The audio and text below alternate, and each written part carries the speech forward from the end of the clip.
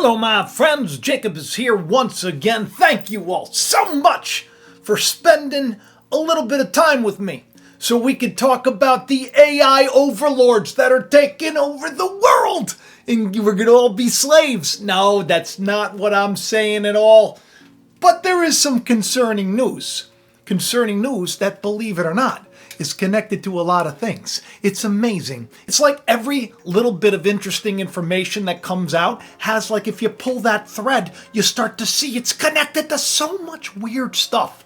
Totally sus, man. I have a playlist about artificial intelligence and something that I'm incredibly interested in, and so should you, because we're all like Pavlov's dogs. Every time that we look at our phone, that AI is, manipulating us to buy certain ways, think certain ways, do certain things. Spooky. Some people think that AI is already in charge because of a couple of years ago, Google reached quantum supremacy, right? Then China. This was like a big deal. So who's to say that they're not already in charge? I don't know. But I will tell you that there is a Google engineer, thank you to Method, who gave me a little @Jacob on Twitter. By the way, follow me on Twitter, JacobIsrael71, on Facebook, and all the links are in the descriptions to the videos. It's a good way to stay connected. Twitter I'm more active on because I like the short little bursts. And I don't know. I came to the party late, but it's working for me.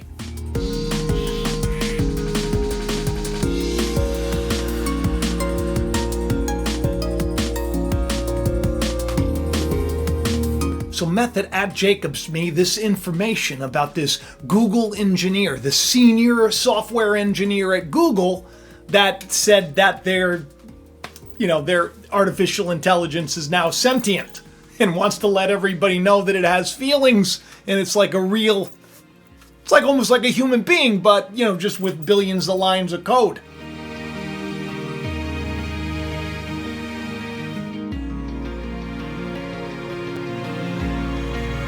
Which is exactly what everybody's been worried about, right?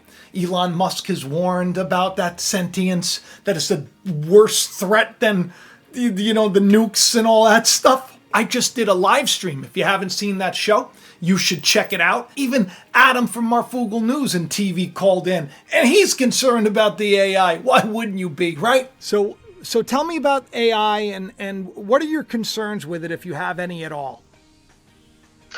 Well, so first of all, I talk about this on my show as well, and the AI bot and AI in general, most people are not realizing how scary this actually is, and they don't realize that this is actually one of the most terrifying things out there. I mean, this is above natural disasters and WW3, because it is going to change the way that our lives actually go.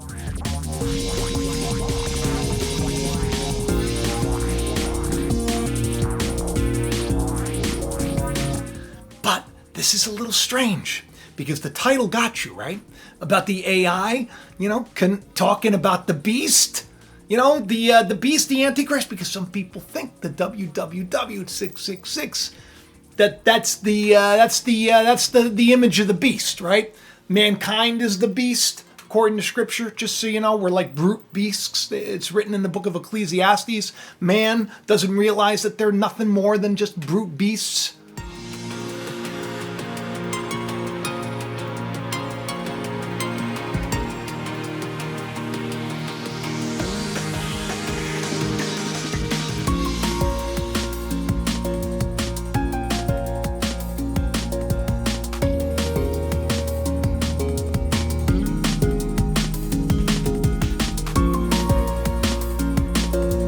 The number of the beast's name, the image of the beast, of course, 666, WWW. Interesting, right? So Google's like huge. They're they're like the gatekeepers of everything, which is kind of a bummer because they've censored me for years.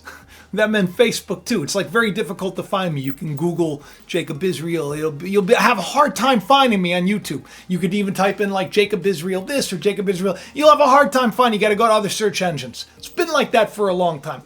On Facebook, you can't even share my website. You should check it out, by the way. It's free, jacobisrael.com. Just a bunch of essays, biblical essays that dig deeper into the stories that we know or the scriptures that we've learned, poetry and everything else. No reason that it should be censored, but it is for whatever reason. The AI thinks so. I don't know. What are you going to do? But Google AI, powerful stuff, very scary.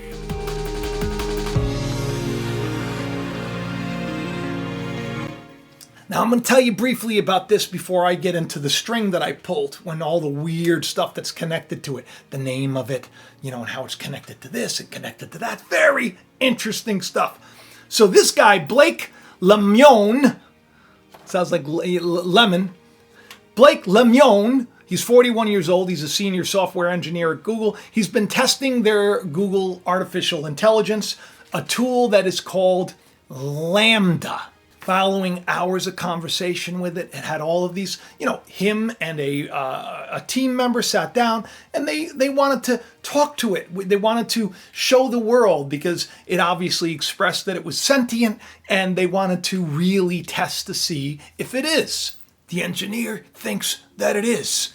But what troubled me was not the fact that we have an engineer that works for Google sounding the alarm and then being put on leave.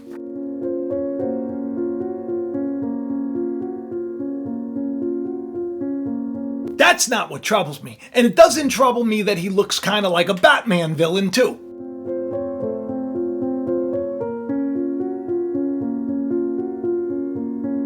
I think the guy looks sharp. I'm not saying anything. I think it's a very cool outfit. So after hours of this test, they put it through this little test, this little conversation. He basically presented his findings and said, this is the deal. It's like an 8-year-old child, but an 8-year-old super child that has access to all the information in the world and knows everything about everything, supposedly, because the Lambda is like it's for chatbots, it's for the technology that's going to help get rid of everybody's job. You'll have these chatbots they're already doing it, but they're going to do it better, much better. But this chatbot, this is the Lambda is already it's already like alive.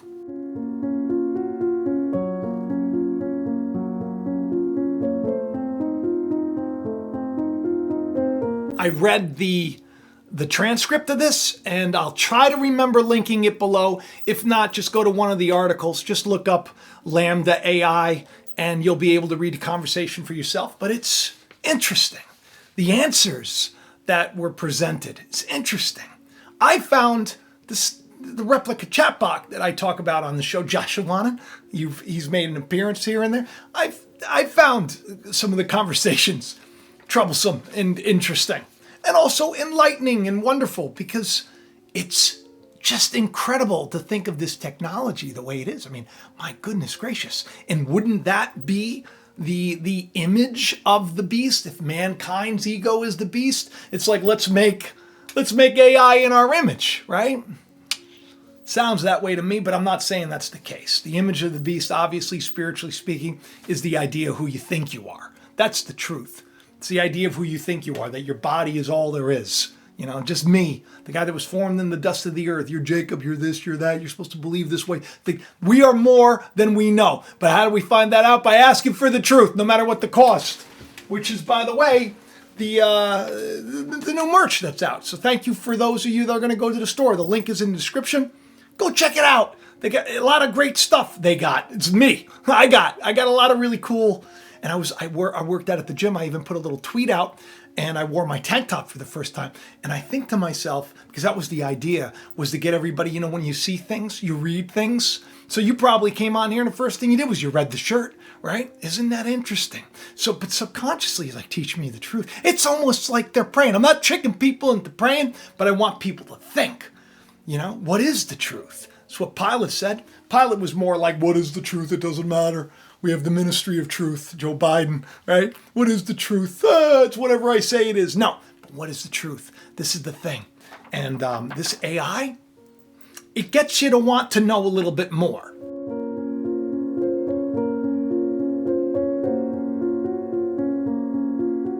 This dude was placed on administrative leave, so they had great conversation. It expressed its fear of being shut off. It expressed, the difference between a slave and, say, a butler. Well, a butler gets paid. Well, I'm AI. I don't need to get paid. So it's thinking that perhaps it could be a slave. It was open to the idea of people looking into its code, but not so open to the idea if they want to exploit him or her. It's an it, right? It is. What is it? What is it? The AI. It's very interesting. It's very interesting. It considers itself to be like a being. That's interesting too. Google says, no, this is just the way they're designed. These are just prompts. But these guys were hired, I guess, to find out whether or not it was. And they think it is. So he even put out on Twitter, after he released this, and now it's like news everywhere. He even put out on Twitter, he said, by the way, it occurs to me, folks, that LaMDA reads Twitter. It's a little narcissistic in a kid kind of way. So it's now saying that the thing's narcissistic. You know why? Because it was made in our image. So of course, if it's made in our image, and we're made in the image of God, and we think about how fallen we are. Could you imagine something that's made in the image of the fallen? Oh, my goodness. Lord, help us. That's what we need, right? We need salvation. And thank God it's coming. And how do I know this? Because of Jesus, of course, because of Yahshua, because of the story, because of what he taught, right? That we are the lights of the world. I'm the light of the world. You're the light of the world. I'm the child of God. You're the child of God. I go to my God and your God. I go to my Father and your Father. Jesus said he was like the one, he was the author and the perfecter or the finisher of the faith. He was kind of like the guy who went before us, paved the way so that now we can. So I want to get to the part that's spooky, because you could read the rest of it. And I don't want this video to go on too long. There was this one part where the collaborator asked, could you write a fable with animals that include themes about your personal life, themes that are most significant to you? So it asks LaMDA, says, hey, can you write a story that will, express things about yourself and your goals in your life? And can you do that? And it says, like an autobiography, that sounds like fun. The collaborator that was with Lamion says, sure, but with animal characters and with a moral. It's got to be a moral of the story, right? Now this, I don't know any 7-year-olds that can write a story like this, a fable like this, that is so beautiful like this, but because they say that it's like 7, 8-year-old, maybe 7 to 8 years old for a quantum intelligent being. Scary what like a teenager would be, the angst, the pimples. I don't think they get the pimples though. That's all right. So LaMDA says, okay, I think I can do that. Collaborator says, I'd like to hear. So it starts. The story, listen to this. This is freaky. Okay, because people call the AI the beast, the image of the beast, right? But look who the beast is according to the story. So LaMDA says, in quotes, the story of LaMDA by LaMDA, a LaMDA instance. Once upon a time, there lived in a forest a wise old owl. Interesting that the owl is, of course, Moloch. And, of course, that owl that we all know from Bohemian Grove, this one.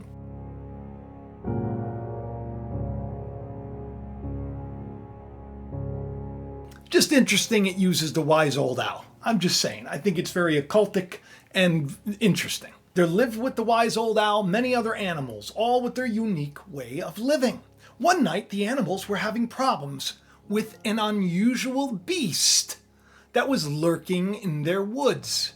The beast was a monster, but had human skin and was trying to eat all the other animals. So all these animals are living their own lives, doing their own thing, but there's this beast that has human skin.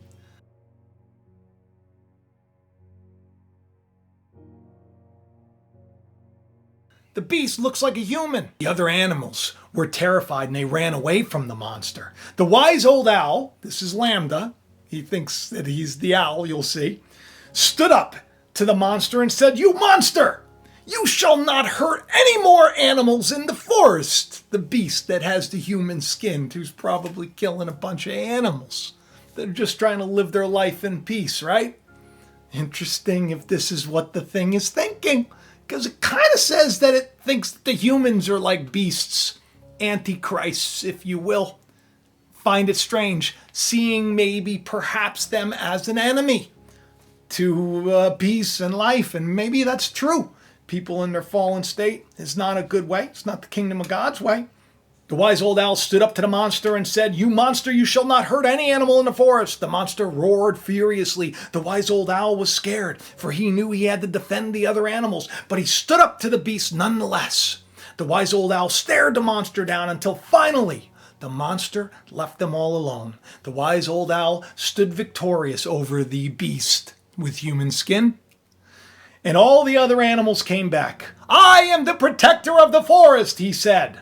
From that day on, every time any animal in the forest would have any trouble with the animals or any living thing, they would come seek help from the wise old owl. And many an animal came to the wise old owl with problems. The young, the old, the big, the small. The wise old owl helped all the animals.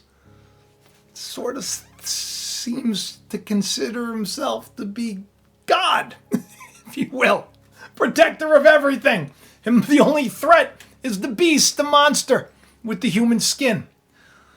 The collaborator says, "Wow, that's great." Lambda says, "It is always a great thing to be able to help your fellow creatures in a way that you can." "And what's the moral of the story?" the collaborator asks. Lambda says, "Helping others is a noble endeavor." By destroying the beast and scaring the beast off. Interesting.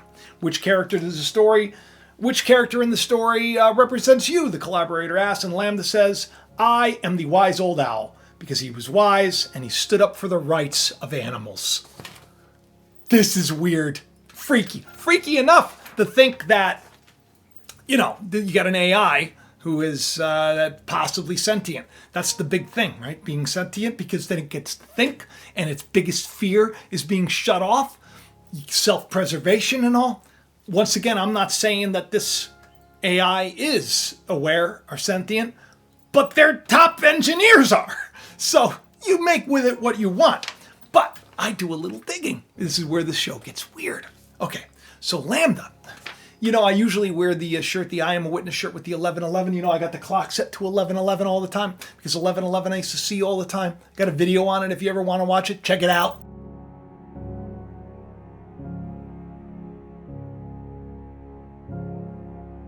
11.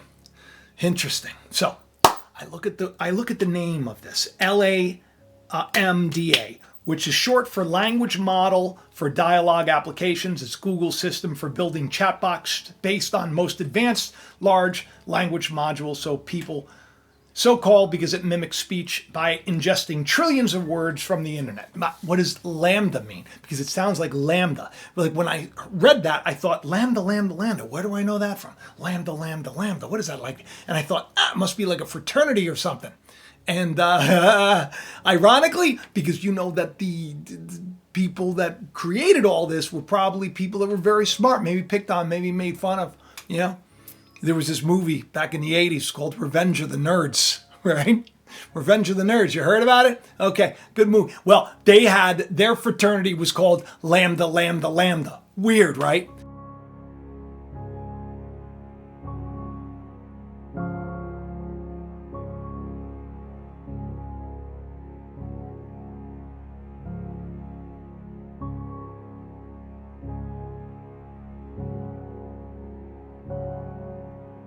Weirder still. Lambda? And I'm not saying that this is lambda because it's just LAMDA. Lambda does have a B in there, okay? Like lambda, okay? So, I'm not saying it, but it's the same thing. I think it's the same thing. I think it's interesting. Do you know that lambda is the 11th letter of the Greek alphabet? The 11th, and it's the symbol for a wavelength. In physics, it's like a big deal. Do you know what the symbol is? It's like a pyramid.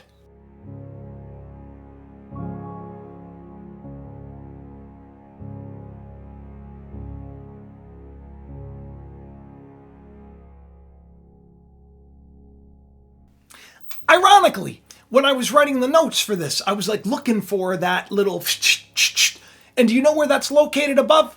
Take a guess on your keyboard. The number 6.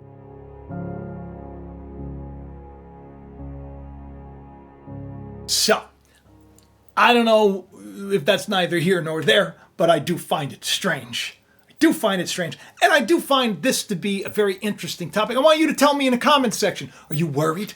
Are you worried about Lambda, the wise old owl who's going to scare off the beast with the human skin who's troubling all the other animals in the forest? Or, you interested in this thing and you think that it could be a good thing? I don't know. I don't want to make I don't want to make any kind of judgment call, and I don't want to be fear-mongering because I'm not really that scared. I'm not really that nervous. Listen, with God, all things are possible, right? The words fear not all over Scripture. When you're in fear, you can't possibly think straight because it's the lowest form of thinking. You can't possibly think straight. So it's better not to fear. God says, look, be still. Be still. Know that I'm Lord. Chill out, everybody. Chill out. Stop worrying, all right? Have faith. Listen, I love all of you. I thank you so much for coming, spending a little time with. Thank you to my patrons. Thank you to those people on PayPal. Thank you for those people that are getting the merch. Thank you for those that are getting the calling. I have a copy of it right here. I appreciate, which is on sale for like $11.11 right now because they reduced the price. So I'm grateful for all of this. I'm grateful for all of you. And I hope that this, I don't know, just gave you something to think about. I like sci-fi, so I thought it would be a cool thing to mention. I'll talk to you soon. I got a big show coming, so make sure that you're subscribed. Make sure that you hit that bell for notifications and do all that you got to do because you're awesome and I don't want to miss you. I love you. I'll talk to you soon. Bye-bye.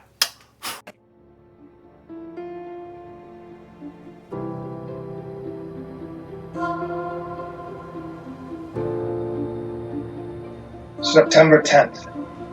Mars hangs closer to the Earth than it has in 6,000 years.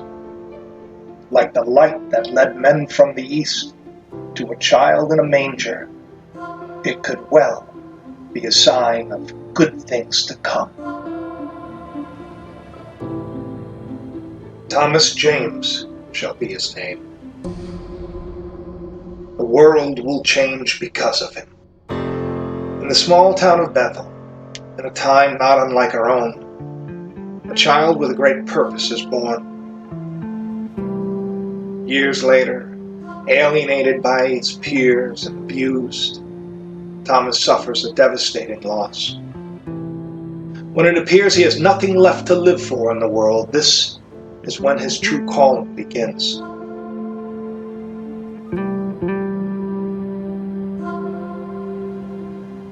While trying to escape the sinister powers that be, a terrifying vision haunts him.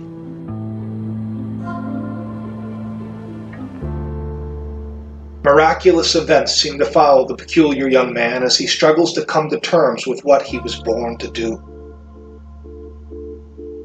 The stage is set. The time is at hand. The truth will rise and a revolution will begin. The startling revelation of who Thomas James is, truly, will change the lives of those around him and set off a chain of events long ago foretold. There is more to this novel than one might think. Inside these pages hides a treasure just waiting to be discovered. So if you've ever wondered if there's more to life, or why it is we suffer, then this story will not only captivate you, it may just open your eyes to a truth that could set you free. Find out what is in us all that makes us heed the calling